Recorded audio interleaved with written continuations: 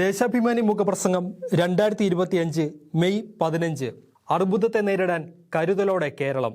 ആരോഗ്യ കേരളം നേരിടുന്ന പ്രധാന വെല്ലുവിളിയായ അർബുദ രോഗബാധയെ ചെറുക്കാൻ കാലോചിതമായ കരുതൽ നടപടി സ്വീകരിച്ചിരിക്കുകയാണ് LDF സർക്കാർ.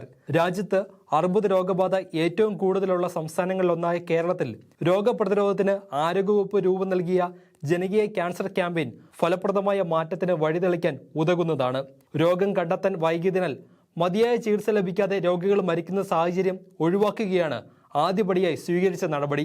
ഇതിനായി ഫെബ്രുവരി 4 മുതൽ നടത്തിയ ആരോഗ്യം ആനന്ദം അകറ്റാം അർബുദം ക്യാമ്പയിനിൽ 15.5 ലക്ഷത്തോളം സ്ത്രീകളെ സ്ക്രീനിങ്ങിന് വിധേയമാക്കി. അർബുദം സ്ഥിരീകരിച്ച 242 പേർക്ക് തുടർ പരിശോധനയും ചികിത്സയും ഉറപ്പാക്കി. ഇതിന്റെ തുടർച്ചയായി സംസ്ഥാനത്തെ എല്ലാ കുടുംബാരോഗ്യ കേന്ദ്രങ്ങളിലും ആഴ്ചയിൽ 2 ദിവസം ക്യാൻസർ സ്ക്രീനിംഗ് ക്ലിനിക്കുകൾ പ്രവർത്തിക്കുമെന്ന് ആരോഗ്യമന്ത്രി വീണ ജോർജ് അറിയിച്ചിരിക്കുന്നു. സ്ത്രീകൾക്കും പുരുഷന്മാർക്കും അർബുദ രോഗബാധ ഉണ്ടോ എന്ന് ക്ലിനിക്കുകളിൽ പരിശോധിക്കും. BPL വിഭാഗത്തിന് സ്ക്രീനിംഗ് സൗജന്യമായിരിക്കും. APLകാർക്ക് മിതമായ നിരക്കിലാണ് പരിശോധന. ജനകീയ ക്യാൻസർ ക്യാമ്പയിൻ ശക്തിപ്പെടുത്തുന്നതിന്റെ ഭാഗമായാണ് നടപടി. കുടുംബങ്ങളെ വൈകാരികമായും സാമ്പത്തികമായും തകർക്കുന്ന അർബുദ രോഗബാധയെ സംബന്ധിച്ച കണക്കുകൾ ഏറെ ജാഗ്രത ആവശ്യപ്പെടുന്നതാണ്. 2016 സംസ്ഥാനത്ത് 1 ലക്ഷം പേരിൽ 135 പേർക്ക് രോഗബാധ കണ്ടെത്തിയതായാണ് റിപ്പോർട്ട്. അന്ന് ദേശീയ ശരാശരി 100 ആയിരുന്നു. 2022 ആകുമ്പോഴേക്കും കേരളത്തിൽ 1 ലക്ഷം പേരിൽ 169 പേർക്ക് അർബുദം സ്ഥിരീകരിക്കുന്ന സ്ഥിതിയുണ്ടായി.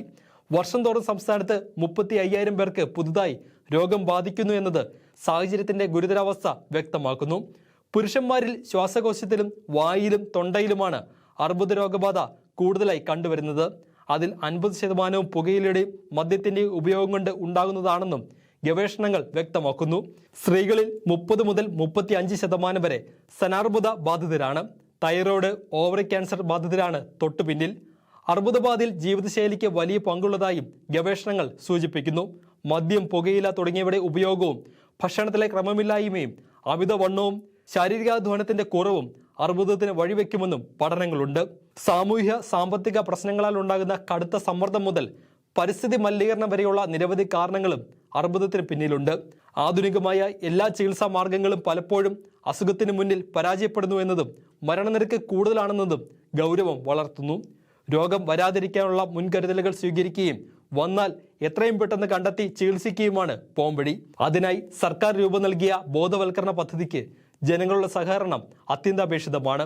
ആരോഗ്യകരമായ ജീവിതശൈലി ഉറപ്പുവരുത്തിയും മാലിന്യ നിർമ്മാർജ്ജനം അടക്കമുള്ള സാമൂഹിക ഉത്തരവാദിത്തങ്ങൾ മുടക്കം കൂടാതെ നിറവേറ്റിയും ക്യാൻസർ സ്ക്രീനിങ്ങിന് സ്വയം സന്നദ്ധരായും ആരോഗ്യവകുപ്പിന്റെ ജനകീയ ക്യാമ്പയിന് കേരളം പിന്തുണ പ്രഖ്യാപിക്കുന്നു എന്നത് ശുഭകരമാണ്.